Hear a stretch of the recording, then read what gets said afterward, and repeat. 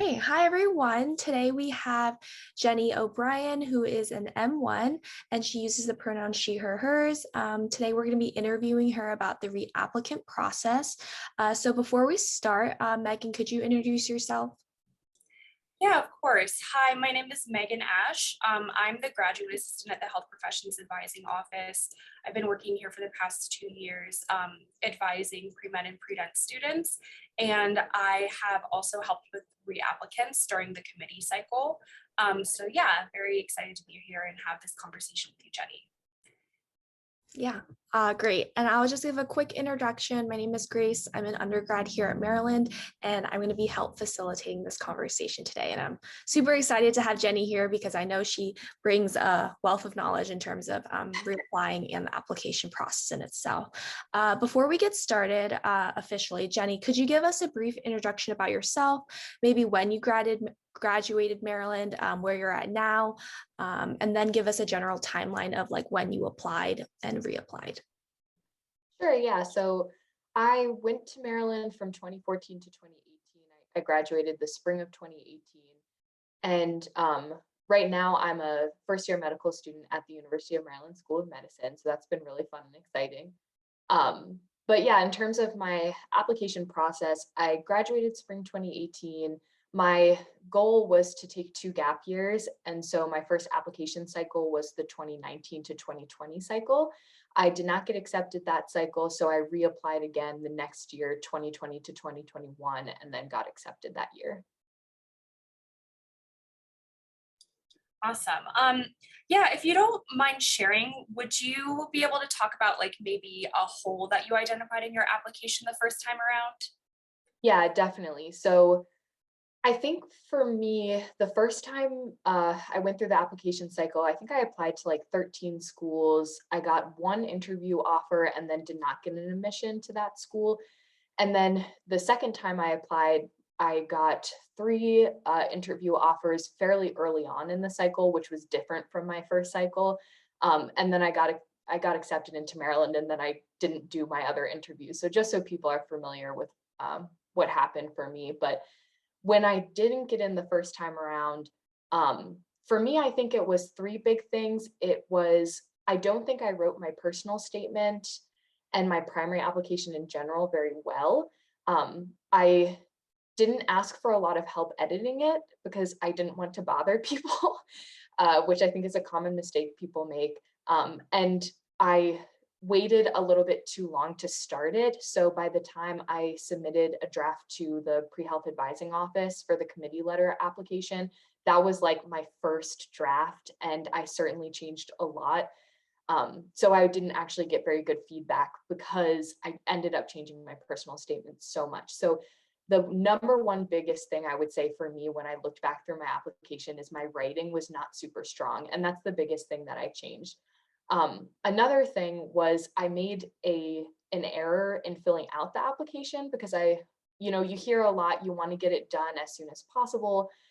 So your application is kind of first to be looked at. So I really just wanted to submit. And what ended up happening was I accidentally for the activity section, you have three that you're able to designate as your most important activities.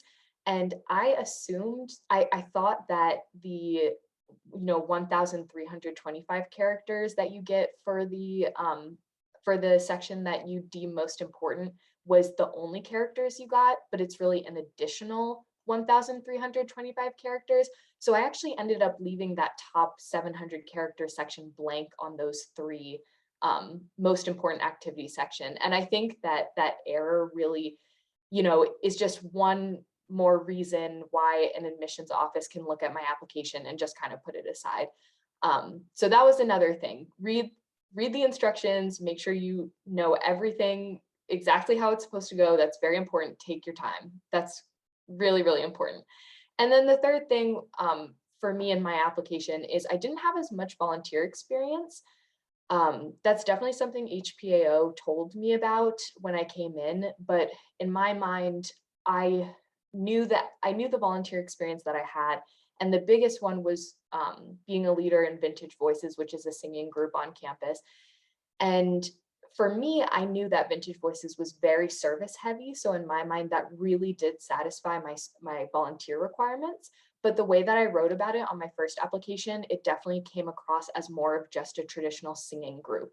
So I think, again, with not coming across the way I wanted to in my writing, kind of made me come up short there in terms of not being able to convey that I had really good volunteer experiences. So not writing very well, not conveying that I had good volunteer experiences, and just that one mistake of incorrectly filling out that part of the application, I think were the three big holes for me.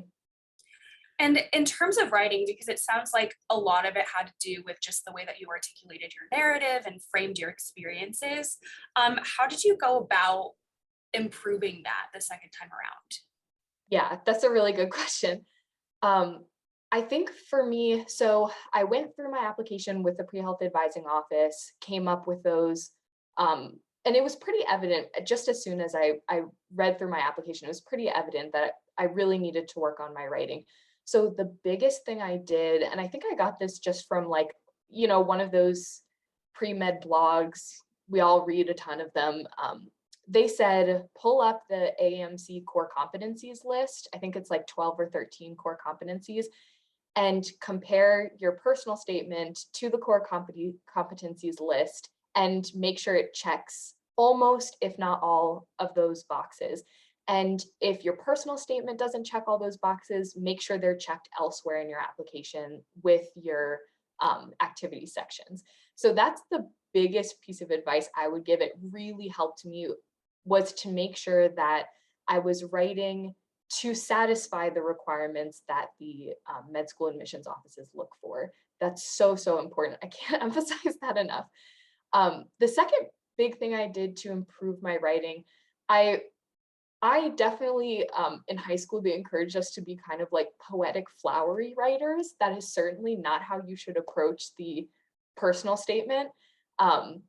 Essentially, the advice that I was given was you need to write an argumentative essay as to why you are a good fit, why you're a good candidate, and why you want to be a doctor. That's the biggest thing. So whereas in my first personal statement, I was kind of writing about, experiences that I enjoyed, that, the kind of like the spark that got me interested in medicine. I spent a very long time elaborating on that spark that got me into medicine. And I didn't back it up with facts and experiences that proves to them that I continued to stay interested, and I now have all the experience that I need to succeed in medical school. So that's the second thing. Definitely avoid the flowery writing. They're not looking for poetic verse or anything like that. They just want you to make your case and to back it up with evidence. If you say, I know for a fact I want to be a doctor, back it up with, I've had 2 years of scribe experience and have shadowed doctors, PAs, nurses, and I know that being a doctor is for me for this, and this reason. That is very important. And then I think the last thing that I did to improve my writing is I got a lot of people to proofread my writing. That I think is another key that I did not do at all in my first application cycle. I think a lot of us, we know we're good at academics, sometimes without even really having to try. That's why we're able to take on the caliber of educational demands in medical school. But at some point you have to realize that some things you do have to ask advice for and you can't do alone. And that's a really huge thing, a big lesson I learned. I didn't reach out very much to ask for advice or for people to proofread my first application. I did for my second application, and all of the feedback I got was very helpful. So I would highly recommend reaching out to doctors, current med students, residents, anyone, or even just family members to help you with your grammar. So I think all of that's really important for improving your writing. Those are all wonderful pieces of advice. Bringing it back to the core competencies that you were talking about, I think that that's like definitely something that can be really helpful in terms of thinking about the significance of your experiences and demonstrating your readiness for professional school. Are there any other resources similar to that you would recommend for reapplicants as they're filling out their application? Yeah, the big resources I wanted to highlight was definitely the core competencies list. I think that is the number one. Um, Another one that I found really helpful, I was mentioning the second time around, I just literally Googled a lot, and you get all those blog posts, go through all of them, as much time as you have to read about the application process, it's only gonna help you through the process. So definitely just go through all those blogs, read them, it can't hurt. One that I found particularly helpful, I wrote it down, is Shemassian academic consulting blog. I don't know if I'm pronouncing that correctly, but they had some really good advice, especially on tips for writing the personal statement. I think that's where they told you to pull up the core competency list and just check all of the boxes. And then another resource that I liked was the Case Western Reserve All Access Med School Admissions podcast. I had a huge commute in my gap years, so I would listen to a lot of podcasts. So I think listening to people, admissions officers, discuss what they're looking for in a candidate is also really helpful. So I would recommend those. Awesome. Thanks so much for sharing those resources. And then what part of your application do you feel required the most work, from the committee process, the packet, to primary applications, secondary essays? Is there one aspect of the application process that you feel really required the most work, or that you needed to prepare in advance for? For me, like I've already mentioned, there was an issue with my writing that was very clear to me. So for me, it was the personal statement and the AMCAS activity sections. I kind of view them almost as one because it's your entire primary application. And like I mentioned before, you just want to make sure that between the two of those, you check all of the boxes that the med school admissions offices are looking for. So those were definitely the two I spent the most time on. I didn't start early my first application cycle. I started immediately my second application cycle. Start writing, and then the more time you have to look over your writing, the better it's going to become. And the more time you have to reach out to people to help you proofread and make sure that your point is coming across, because it can sound really good in your head, and then someone else reads it and they have no idea what you're talking about. So yeah, personal statement and the AMCAS activity sections were definitely the sections that I worked on the most. I think that's great advice, because like with the activity section, you're not anticipating a question, you know exactly what they're looking for. So it's really easy to start working on that in advance, even before the application opens. Definitely. Yeah, I guess before I ask my next set of questions, I was wondering, in terms of like the committee packet timeline. So I think this year our committee packet was due around like February, mid-February, and that's kind of earlier than it's historically been. And I know you mentioned that you wish you started your personal statement earlier, so that when you submitted your committee packet, it would be like thoroughly reviewed by HPAO. When would you recommend students start working on their personal statement if the committee packet is due around February? That's a good question. For me, I would say I would give yourself at least, it's hard to give an exact time frame. If you're someone who likes to like slowly, okay, maybe I only have 1 hour a week to put into my personal statement, I would start a month ahead or 2 months ahead. That way you just get more revisits to it, and you're able to thoroughly brainstorm and kind of go through the different options of what you could talk about and pick out which structure is going to be best for you to show who you are as a person and your experiences. If you're the type of person like me who likes to procrastinate, then I would recommend, maybe give yourself a week and then put more time into it. But I do think that giving yourself the opportunity to write, sleep on it, come back, edit, and sleep on it again is really important. So I definitely would say at least 1 week, but then you have to put more time into it. If you just don't have the time, start earlier. And honestly, if it's November and your pre-health packet isn't due until January or February, I would still just open up a Google Doc and free write, just brainstorm, start thinking about all of your experiences, just start writing it down, so then you can start to mentally see what you want to talk about and what you think will best convey you as an applicant. So the earlier, the better. Yeah, I think that's great advice. I think definitely like sleeping on it can come, you can come up with so many more ideas.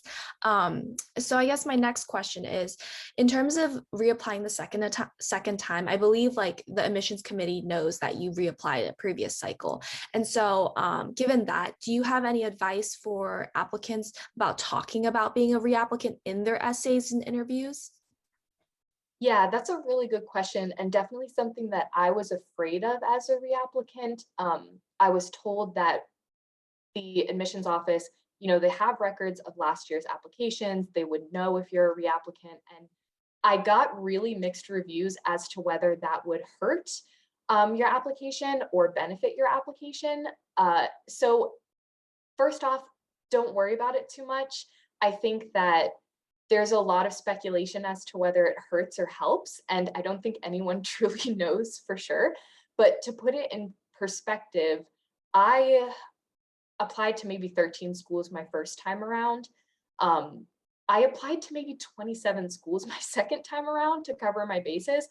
And I ended up getting 3 interviews, all from schools that I applied to my first cycle. So just to put things into perspective, clearly they knew I was a reapplicant, those 3 schools, and they decided to offer me interviews early on in the application cycle regardless. So I hope that kind of makes people relax a little bit. Being a reapplicant is not like a big red flag that you're never going to get accepted into medical school. So that being said, I personally did not mention being a reapplicant in my primary application or any of my secondaries. The advice I was given, and I agree with it, is if being a reapplicant is a key component of your story and what makes you a strong applicant, maybe it gave you amazing experiences or completely changed your perspective, then it could be relevant to include in your application. Otherwise, I really don't think it's necessary. And if anything, it might actually, if you only write about being a reapplicant, or that's the main theme throughout your personal statement, it might take away from some of the other qualities that are more descriptive of who you are as a person. So I would just recommend, I definitely don't think you need to mention it. I think if you convey in your new application what you failed to convey in your first application without even mentioning you're a reapplicant, then you're already putting your best foot forward, and you're already showing them instead of telling them that you've worked on your application and you know what your flaws were and you've corrected them. So I don't really think it's necessary, but again, it varies person to person. And if you are sitting there trying to write your personal statement and you're like, I need to tell them about the experience I had as a reapplicant, it completely shaped my perspective on medicine, then go for it. Yeah, I think that's very good advice. As a follow-up question to what was said earlier, I know you mentioned you mainly revised your personal statement and your activities section.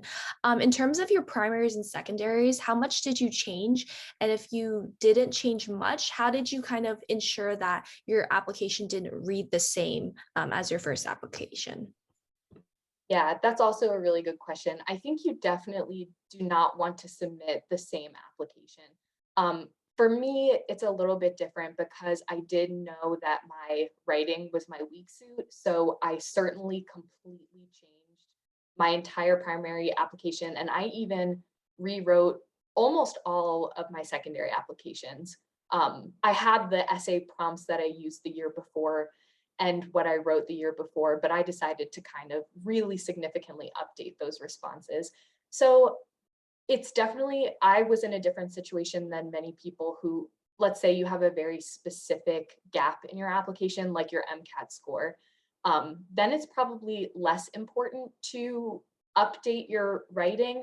But what I will say is overall, if you submitted an application and you weren't selected for an interview or you didn't get an acceptance, there's a good chance there's something in your application that's not coming across the way that you want it to come across. So I highly recommend, even if you really feel that you have a very specific hole in your application and you filled it and you don't want to change much, I still really recommend going through, with the core competencies, making sure you check all those boxes and updating your writing at least a little bit so that the admissions offices know that you've thought carefully about your application and you've made sure to update your application. And at the very least, I would recommend asking people to look over your application and give you feedback. And I'm sure they'll have something that they would recommend you change or update. So I think there's always some improving to do, even if you have a very specific hole. So I would recommend always updating your writing if possible, even if it's just a little bit. I think one thing, sorry, that kind of reminded me of something that Courtney always advises students to do, even if they have the same activity that they're including in their application. Maybe you want to pick a different core competency to reflect on related to that. And that way you're still changing your reflection, even if you still want to highlight that activity in your application the second time around. Yeah, I think that's definitely true. I guess as another follow-up, something that I was wondering is you mentioned like you could have a mentor or maybe a friend read it. Was there someone in particular for you that was really helpful? Like, you don't have to say their name, but more like, oh, my friend was really helpful, or like this professor was really helpful. Yeah, that's a great question. So for me, at the time that I didn't get accepted and then started rewriting my application, I was working in a research lab and I had worked with this PI for a good while, like a couple of years beforehand volunteering, and then I was working there full time. So for me, she was kind of my go-to. She was very blunt. She knew exactly, she had worked on some admissions committees, not for medical school, but for residency. So she knew a lot about what it takes to have a strong first impression, which is really important.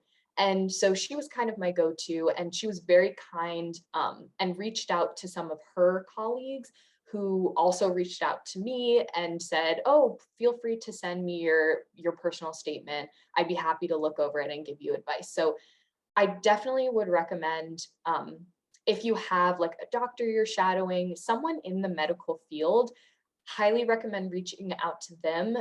In my experience, what I was afraid of the first application cycle, and the reason why I didn't reach out for help, is I was afraid of being a burden and taking up people's time. But the big thing I've learned, especially in medicine, is everyone above you is very willing to help. So just send the email. It's nerve-wracking, but it's worth it. And people will definitely be willing to help. So definitely someone in the medical field, I think, is really important to get eyes on your application, because they can tell you if it sounds like you have no idea what you're talking about in terms of the field of medicine. That's, I'm sure, something that the admissions committees don't want to read, as someone who's talking like they know a lot about medicine, but they are coming across like they haven't had much experience in the field. So having someone in medicine look over your application, for me, that was my PI, was very helpful. And then I also had my family look over my application quite a bit. They were very helpful for grammar and yeah, making sure that my writing was good.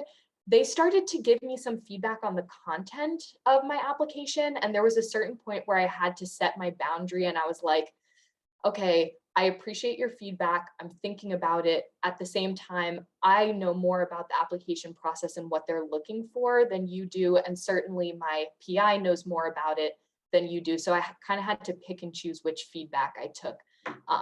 But yes, definitely someone in the field of medicine looking over your application, highly recommend.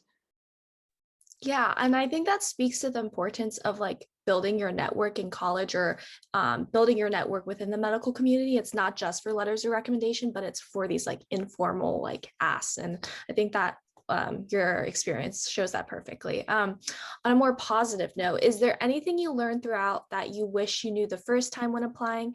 And then are there any silver linings to having this process unfold in the way that it did? I guess one silver lining is you're here today and you're helping all these other students. But is there anything else that, yeah, that you wish you knew that the first time you were applying, and any silver linings? Yeah, going off my last answer, I think the biggest thing I wish I knew is that it's okay to ask for help, and you should ask for help. It's expected and it's almost necessary to write an excellent application. So that's the biggest thing I hope people take away, whether they're a first-time applicant or a reapplicant, ask for help. That's really important.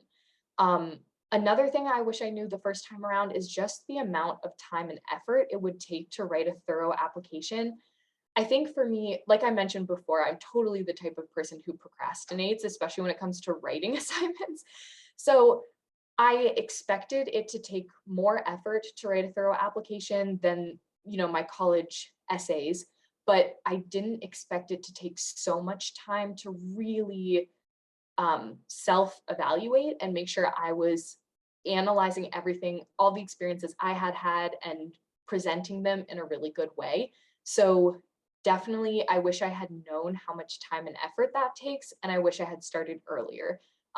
That's also another really important thing. Start as soon as you possibly can. In terms of the silver lining, I think if I had to go back, I would certainly just want to get in my first application cycle. I think most reapplicants would. One really good thing that came out of it is that I did end up getting into Maryland, which was my first choice because it's a great school and I'm from the area.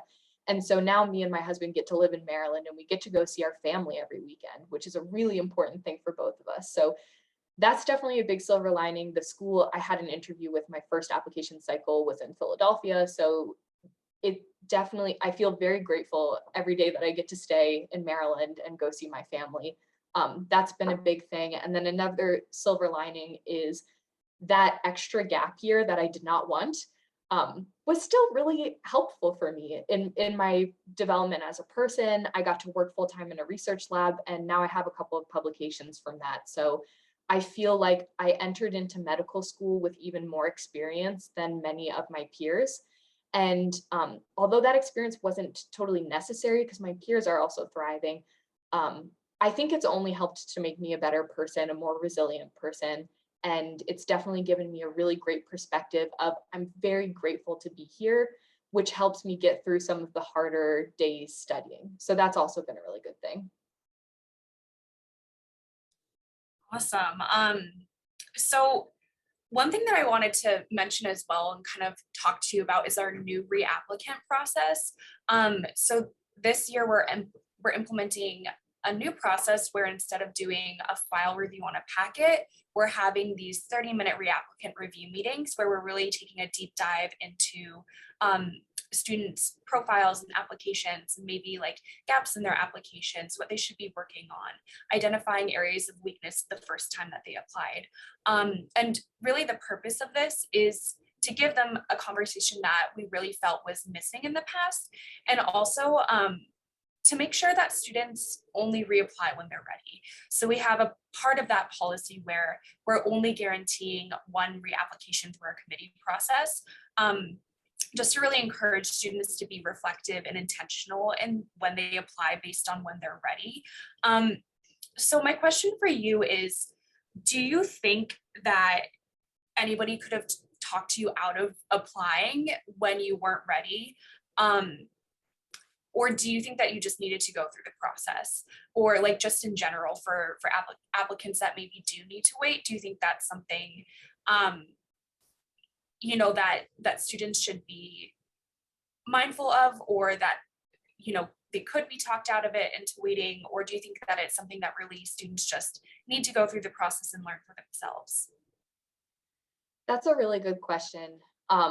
I think for me, my situation is slightly different than a lot of reapplicants. I know many reapplicants struggle with a very specific gap on their application.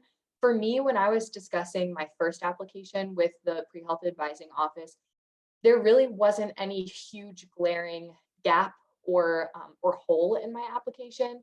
And it truly came down, I personally believe, to the way I filled out my application and the way my writing failed to convey my drive and who I am and my experiences. So no one sat down with me and told me you shouldn't apply this cycle. That wasn't it for me. So it's a little bit different in my situation. So I think for me, I did have to just go through it because there's so much else that goes into the application besides just having the experiences. You really have to convey what those experiences meant to you and how they check the criteria and how they're making you prepared and ready. So I kind of just had to go through it. I wasn't going to learn that lesson from sitting down and talking to a pre-health advising officer because they wouldn't have known. But certainly I think that if someone, the pre-health advising office is sitting you down and telling you you have a pretty significant gap, whether that's you need more clinical experience, volunteer experience. Personally, like with me, I was told that I didn't have great volunteer experience, but I'm an expert in my experience, and I knew that what I was doing was good volunteer experience.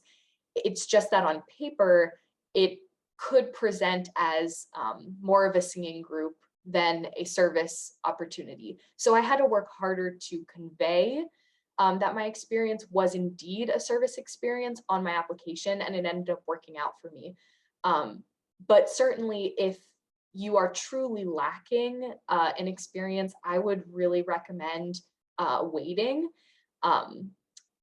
And I think it would be easier emotionally to wait, take another gap year, get more experience, and then apply only once than it is to apply, use up a lot of your time, financial resources, emotional resources, and then have to go through the experience again, especially since if you want to reapply straight away, you don't have time to work to gain new experiences. You just truly don't. So you would end up having to take another 2 years instead of 1 year. So I think it really depends on your situation. At the end of the day, you're an expert on you, and you know whether your experiences have met the requirements and whether you can convey that.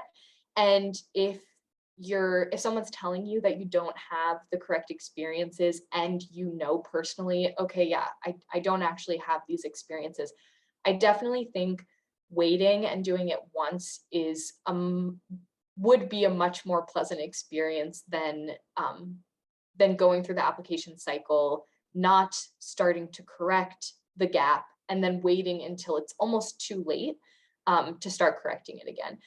So yeah, I think it's case by case. For me, I just had to go through it. And it made me a stronger applicant in the end because I knew exactly what my faults were and what I needed to improve. That being said, I would like to emphasize that there's a lot of people in my class who are older, who have taken a lot of time off. And I think for me, one of the worst parts about being a reapplicant was knowing that I had to take another year and it would delay my start time even further.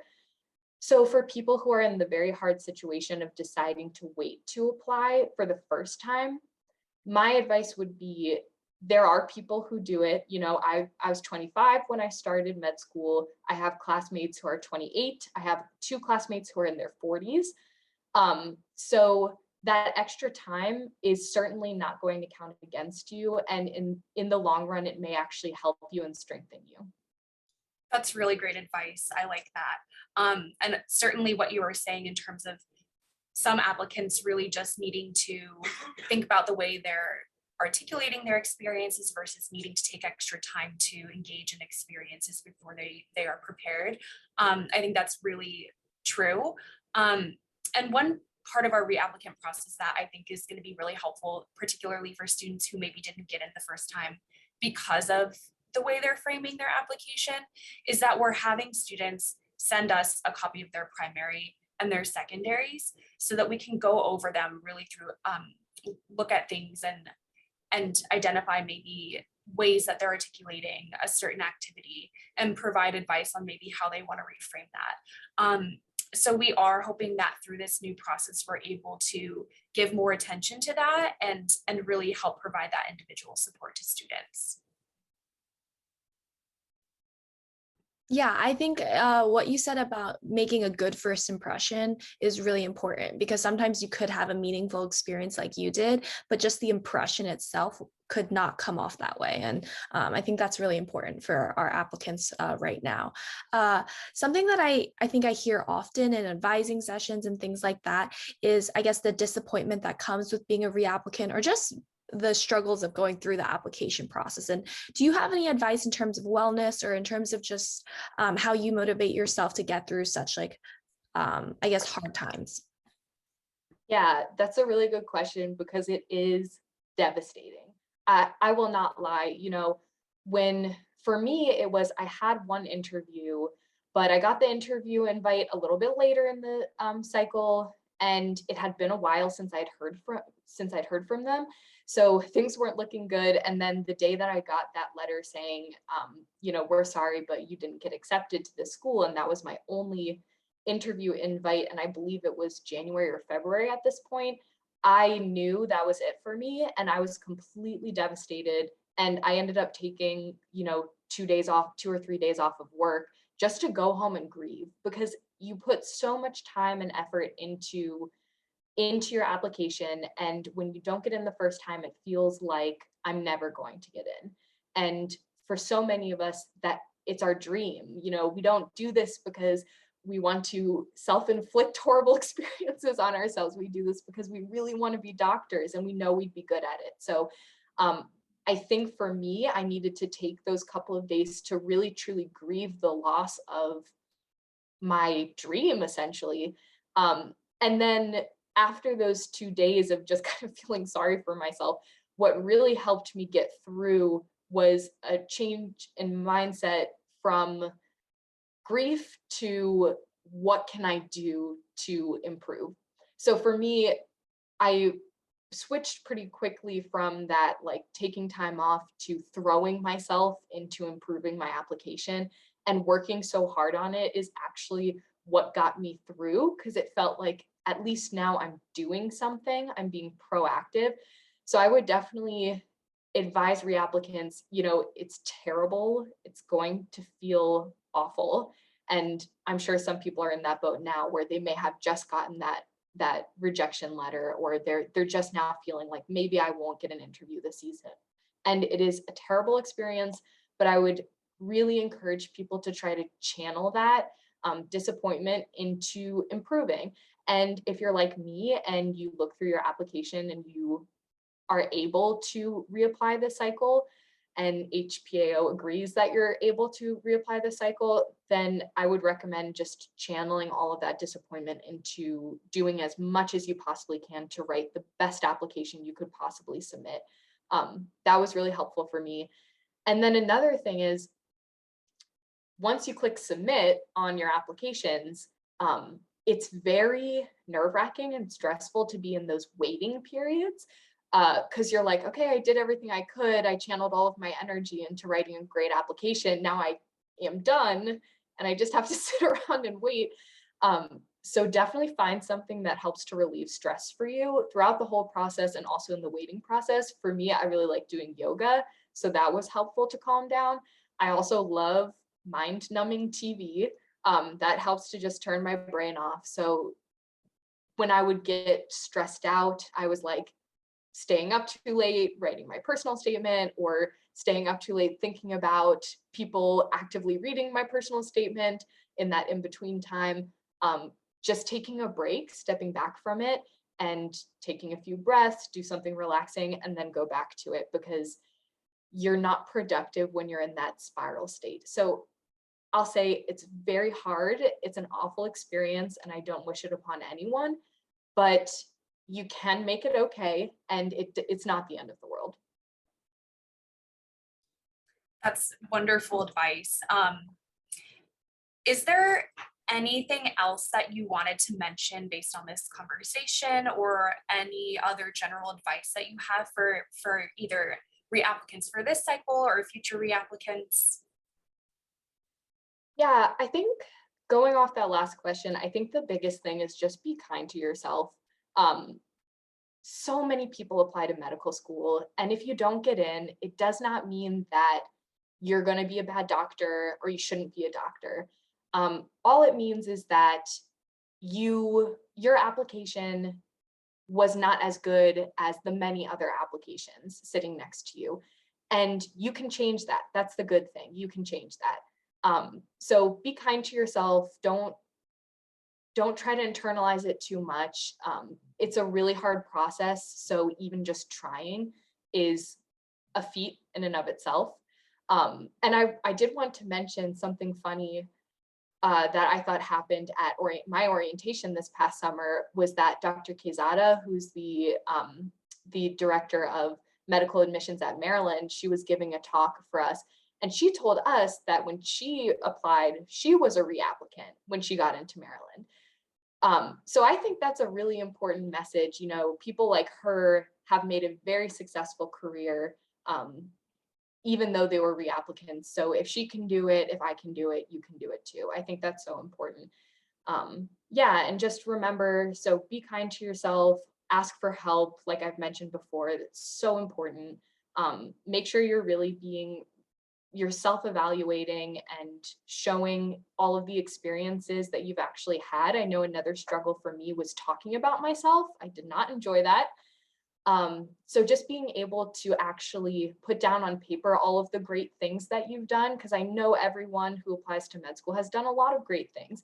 Brag about yourself a little bit, you know, if you have people look over your application, they'll tell you if it's coming off braggy, but you can't convey all the great things you've done unless you put it down on paper. So definitely really self-reflect, make sure you're putting your best foot forward on your application. Yeah, be kind to yourself. And if you are truly passionate about being a doctor, you should be able to convey that on your application and you should be successful. Yeah, I think something that I gleaned off of this whole conversation is I feel like you grew so much within the application process. I think a lot of people focus on like being ready right before the application, but I think you gained some competencies just going through the application, which I think is really interesting. Yeah, and I also appreciate like you talking about this topic. I know you being very transparent and being very clear on like everything that happened is can be kind of a vulnerable situation, but yeah, I appreciate it. Megan, do you have any closing thoughts? Just that this has been a wonderful conversation. I completely agree. I appreciate you being so open and sharing your experiences and giving such good advice for our reapplicants. So yeah, thanks so much for taking the time to do this. Of course, thank you all so much for having me. I just hope that this gives reapplicants some hope and some people who are applying the first time some good advice, and just know that you know, other people can do it, you can do it too. Okay, awesome. So I'm going to be ending this interview then. I hope everyone has a great day. And then everyone who is watching, feel free to comment any of your thoughts in the comment section of the blog. But yeah, have a good one, everyone. Thanks, guys.